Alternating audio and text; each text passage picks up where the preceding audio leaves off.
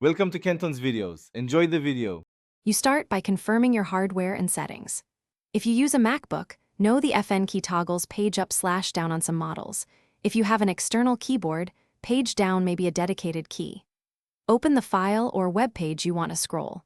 Once ready, press Option +down arrow for a fast jump in many apps, or FN +down arrow if your FN key is configured that way. Make sure the window is active so keystrokes affect it. Next, expand your toolkit with alternate shortcuts so you can page down in any context. You can press spacebar to move one page down in Safari or most PDF readers. This is quick and universal. If you need to reach the end, press Command +down arrow. For apps that behave differently, open System Settings keyboard shortcuts and assign or change keys. Once done, test each shortcut in the target app to confirm it performs the expected page movement.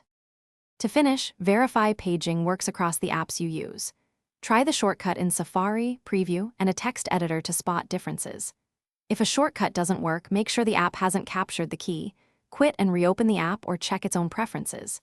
If keys physically fail, plug in or pair another keyboard.